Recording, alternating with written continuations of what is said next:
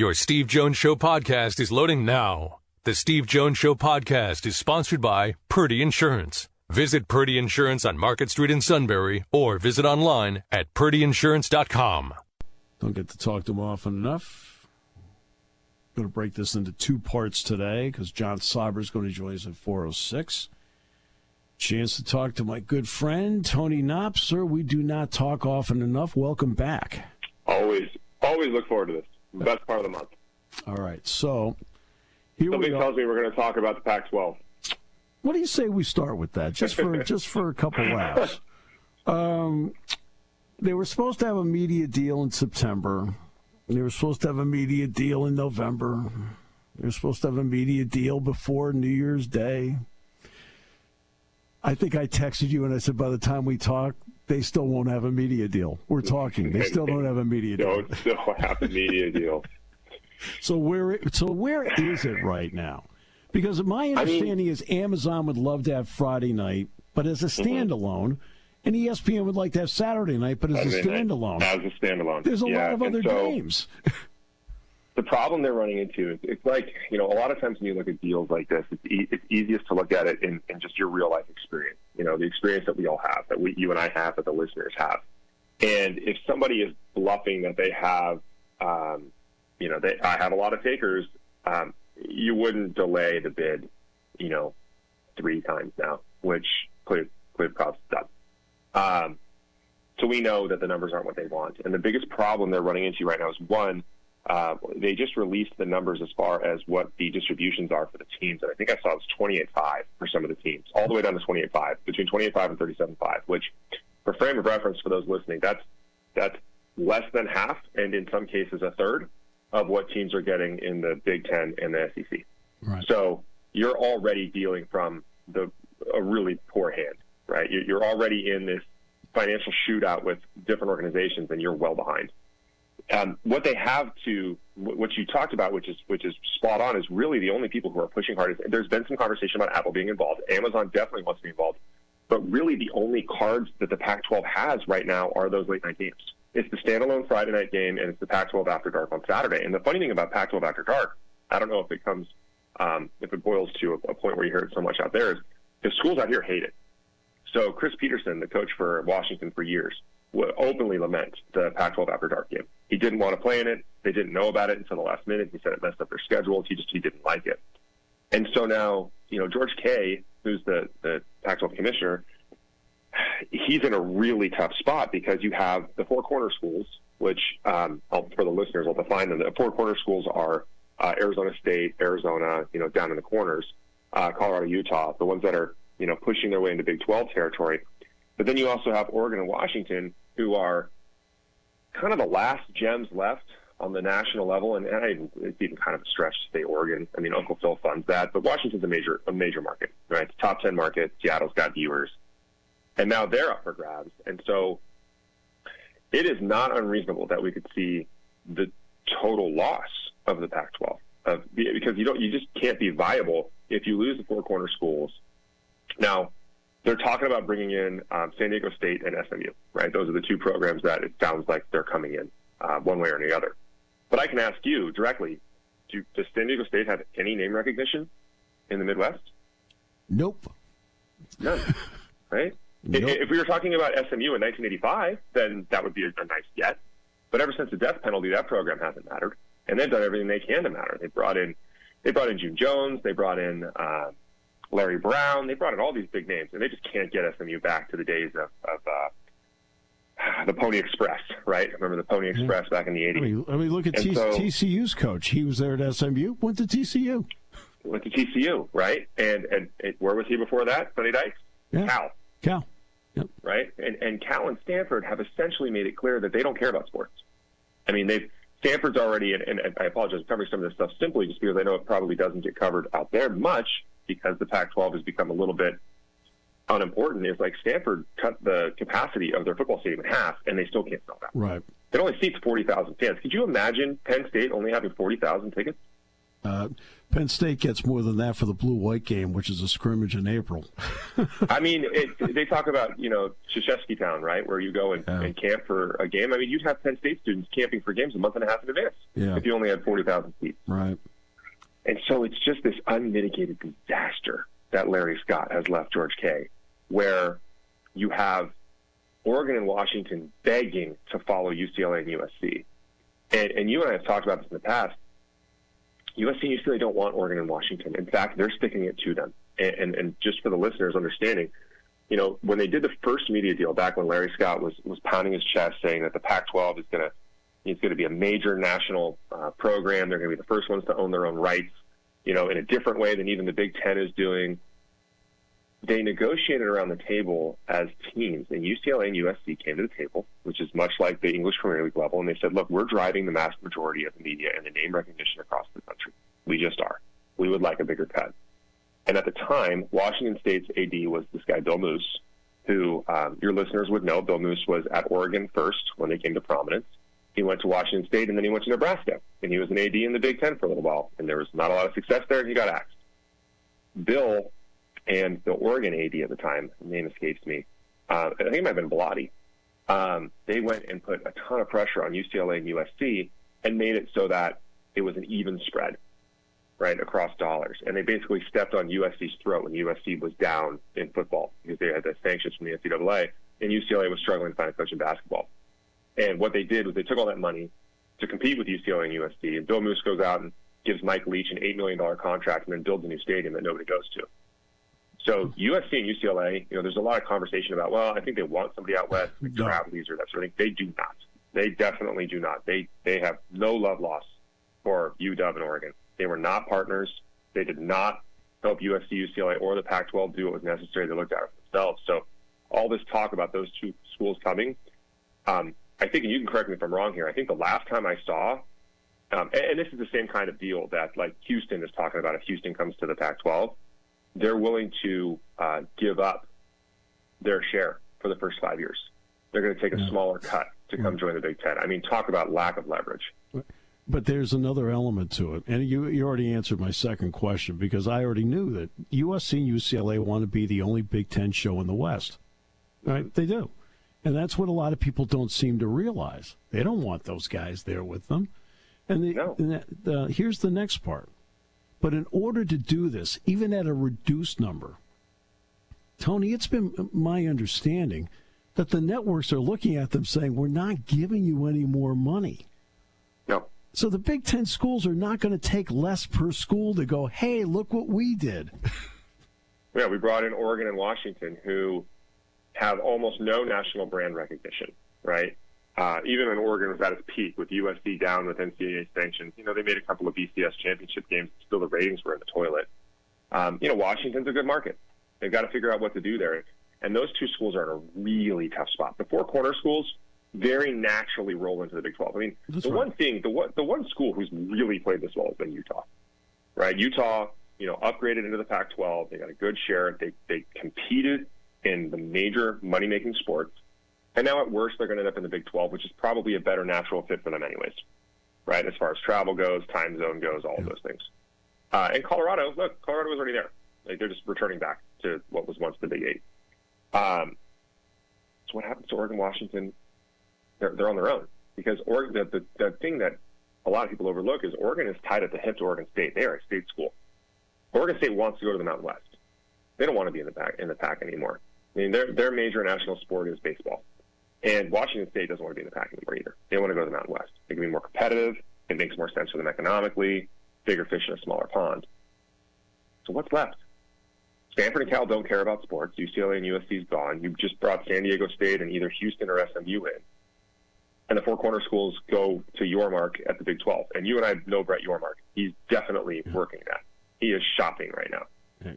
So this is a unmitigated disaster that you and I laughed about this 5 years ago. We said Larry Scott is so incompetent. There's no way he ruins this, though. Like, oh, my goodness, he might have just killed the conference. Yep. And that's what's amazing about what he did was he was hailed for the great TV contract he got, 2011, 12, whatever. Nobody watched it. And then he started the Pac-12 networks. The only thing that the Pac-12 networks can help them with right now is that if Apple were to come in, they could use the Pac-12 network facilities because Apple doesn't have facilities. Yeah.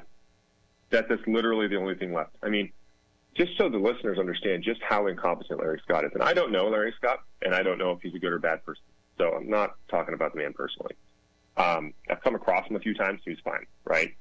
He got paid $4 million in bonus every year, just bonus, on top of his normal salary to do this. Well, Steve, you and I are in the wrong job. Yeah. I mean, if I was as incompetent doing my job as what happened here, I can't even imagine. They would escort me out of the building 5 minutes ago. And the idea that you took a conference over that, look, I'm a USC alum. So, but as you know, we've known each other a long time. You know, it doesn't sway my opinion on this. We all know that the Pac-12 is USC football. You know, some Oregon football recently, UCLA football hasn't mattered. Arizona basketball, UCLA basketball. Like, that's what the Pac-12 has to offer nationally. And that's about it.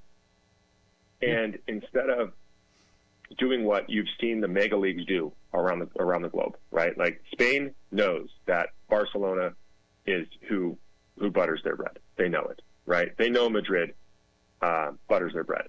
Yep. The same thing in France with PSG and the major programs. The same thing in the Premier League, where the top 4 teams, top 6 teams get paid more than everybody else because they know that they're the ones buttering the bread, and everybody else is happy to be along and continue to grow.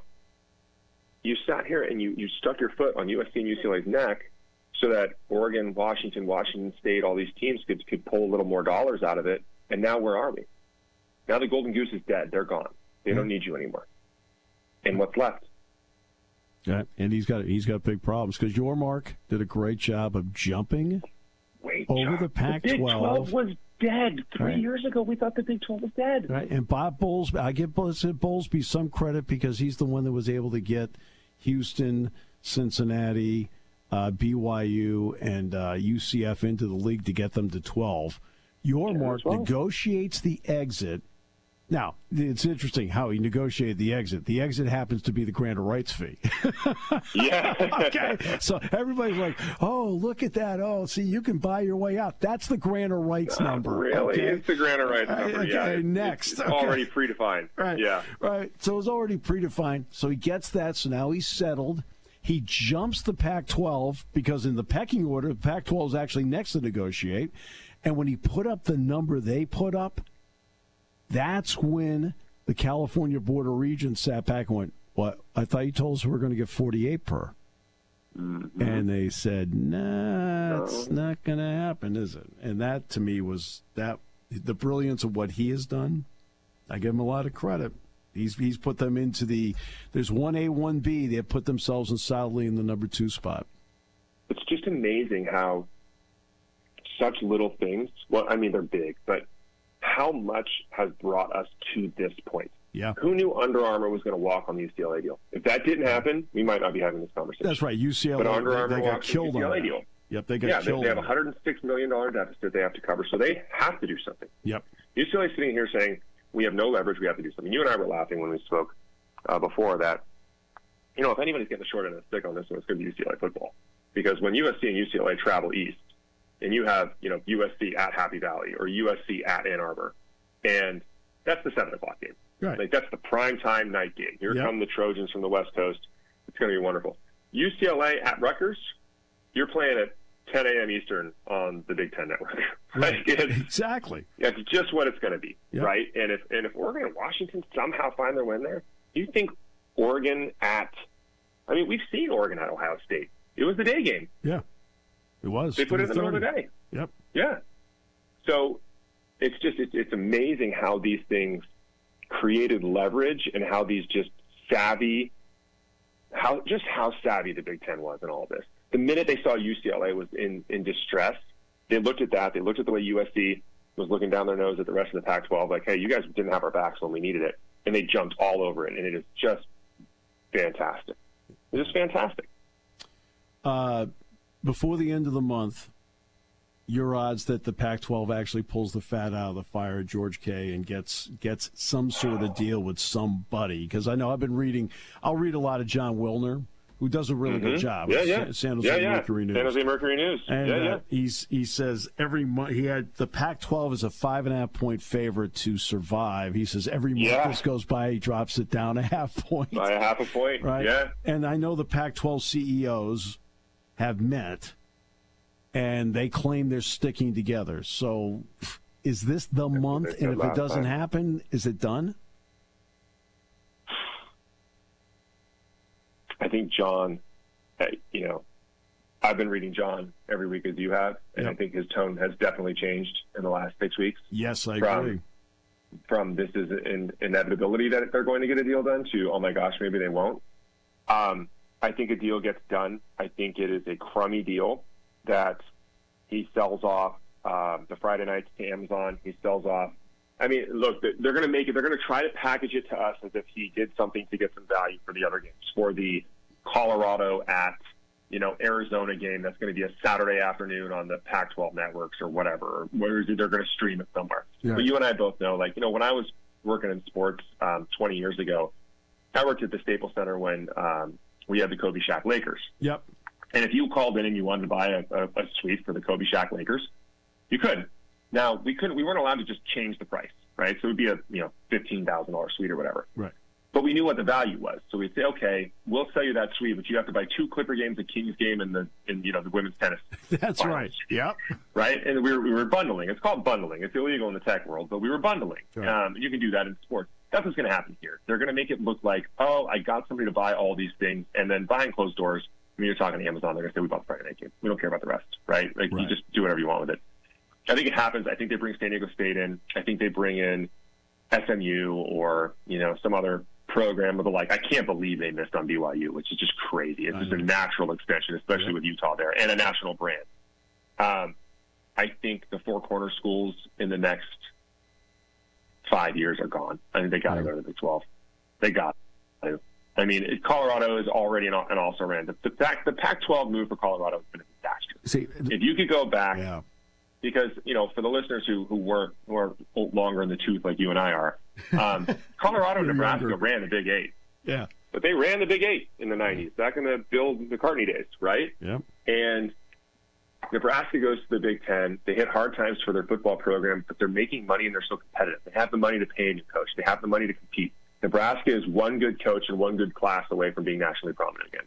Yeah. Colorado has not competed in the Pac-12 since they've been here. They're spending a ton of state dollars on Coach Prime and his son coming in. This is kind of their it's kind of their death rattle. I mean, if Colorado can't make this work in the next year or two, I don't know if they can.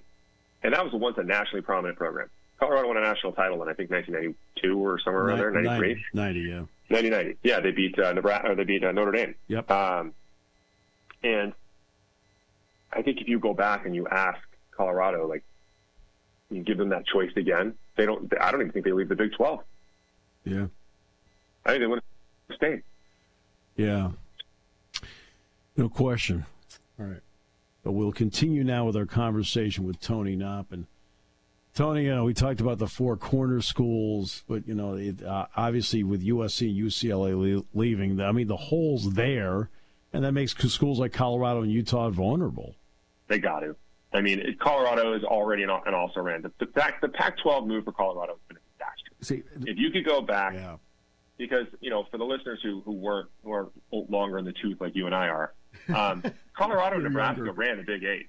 Yeah. But they ran the Big 8 in the 90s, back in the Bill McCartney days, right? Yep. And Nebraska goes to the Big 10. They hit hard times for their football program, but they're making money and they're so competitive. They have the money to pay a new coach. They have the money to compete. Nebraska is one good coach and one good class away from being nationally prominent again.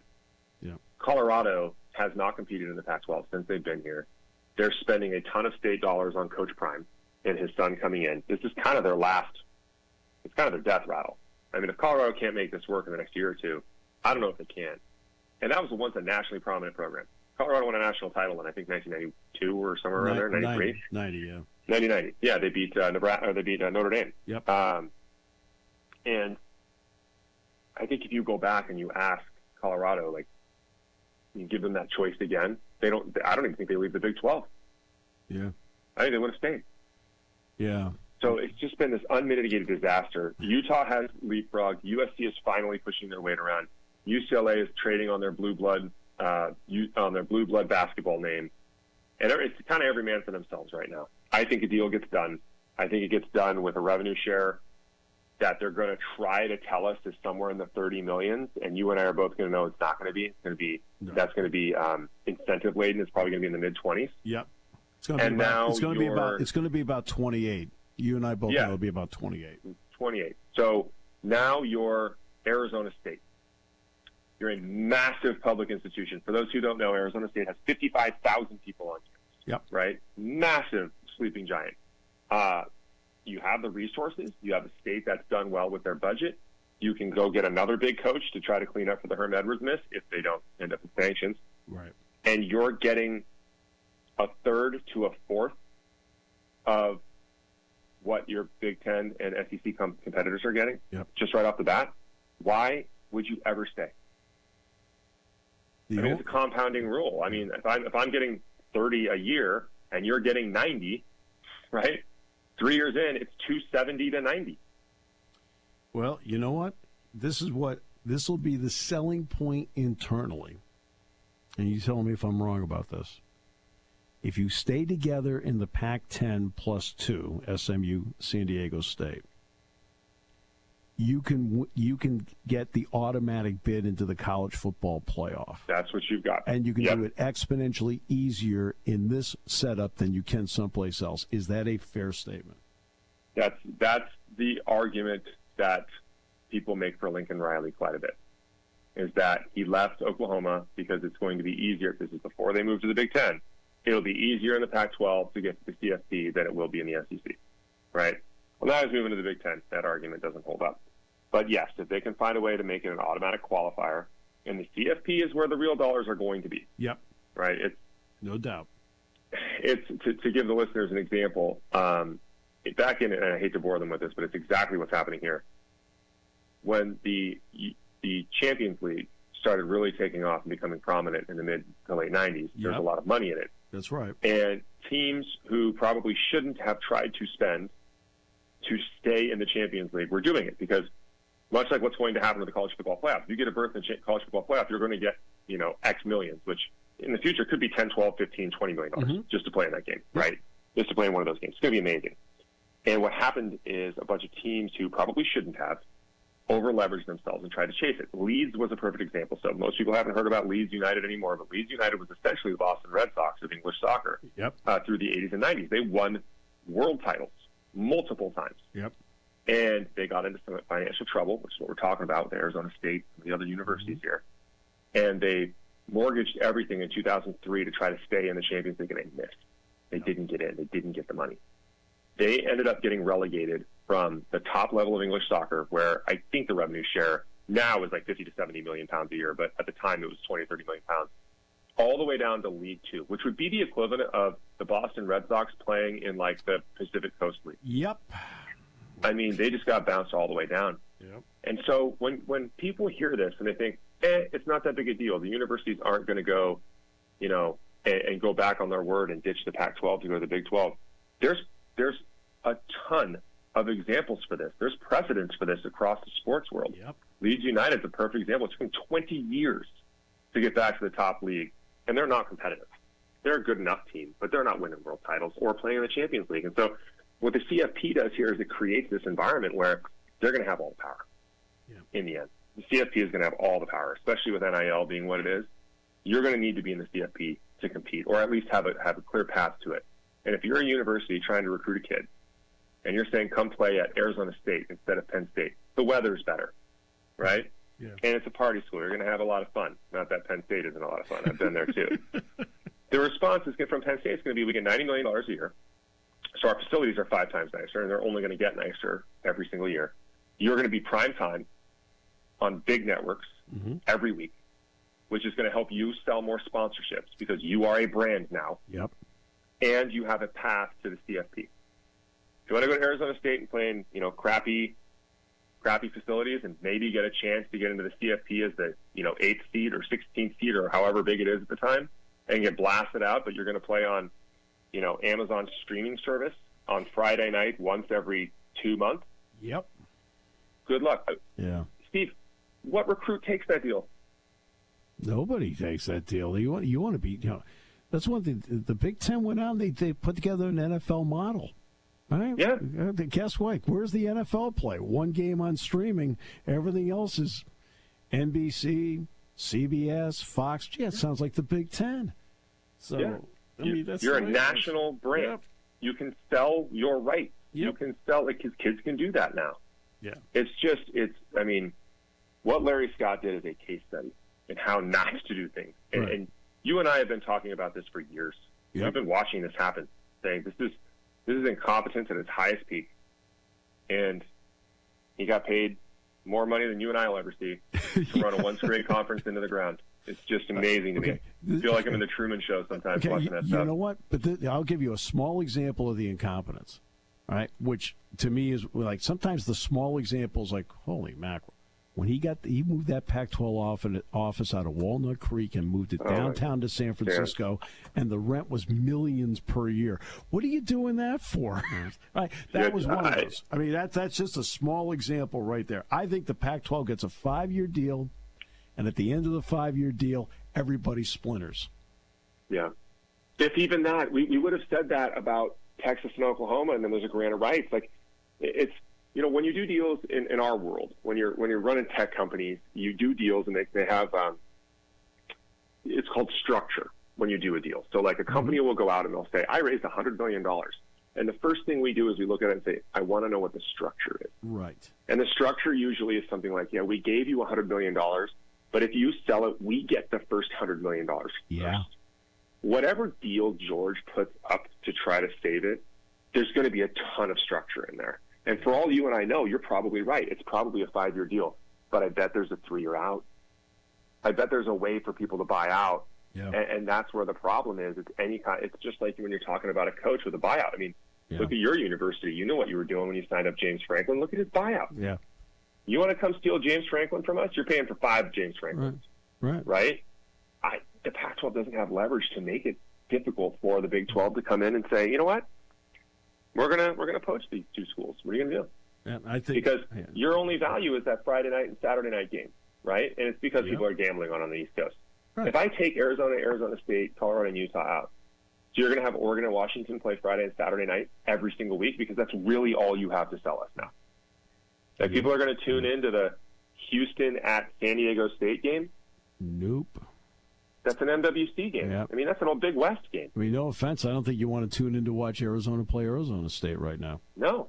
I mean, do I want to watch Washington play Washington State? I know we can talk about the Apple Cup all we want, but I don't care. No. I'm a Pac-12 guy, and I don't care. Right. I mean, that's I think it was USC the whole time. Pac-12 football was USC. Sure it was. I mean, and it was UCLA until the late 90s. Right. And then, after post Terry Donahue. Yeah. Cade McNown and all those guys, right. And then that was it. Right. And that's the way it's gone. But you know what? The reason I say 5 is that gets you to the end game where, okay, you're okay for 5 years. Yes, you're getting, and the financial disparity will be tremendous between the Pac-12 and everybody else. Right? But then at that point, everybody's going to become a free agent, and they're going to look around and say, we can't do this anymore. I mean, they're probably at that point now. But see, the networks right now are telling them, like, I know they've told the Big Ten, look, here's your number. Yeah. Okay? Right? How much more do you want from us? You split it up however you want, yeah. Right? But we're not going any right. deeper. Exactly. And, you've got the 2 big, you've got Fox with the Big Ten, you've got the SEC. I mean, people have already paired up. Yeah. Right. And it's sad to see, but at the same time, I'm really excited for USC at Penn State. I'm really excited for those games. Yeah, right. It's going to be fantastic to watch Michigan play at the Rose Bowl in November. Yeah. And there'll be people there who paid. There will actually be people who paid to attend the game. Yeah. They'll all be Michigan fans, but it'll be great. Sure. But they'll be there. Which will be great. Oh, man. 21,000. They had 21,000 people at a game last year. The stadium that fits 107. Was that the South Alabama game? Yes, yeah. They weren't even a fifth full. Unbelievable. Craziness. Next time through, we'll obviously probably do a little postmortem on what Georgie does here. Yep. But there's a lot of talk now that that select committee for the NCAA says we want to increase championships by 25%. Yep. Now, that's fine if I want to increase the field hockey championship 25%, but nobody talks about that. As soon as they saw the 25%, all they thought about was the men's basketball tournament, which would get it to 96. We're going to talk about that next time. Yeah, which I think regular season will definitely not matter at that point. Yeah. So, I mean, be a 500 team, you're in. Right. I mean, I wouldn't be sweating out Thursday. No, right. Yeah, you guys got one. You got one more, and you're in. Right. Yeah. You got to get by Illinois, and you're in. Yeah. So, Tony, always a pleasure, my friend. I appreciate it. Let's talk again soon.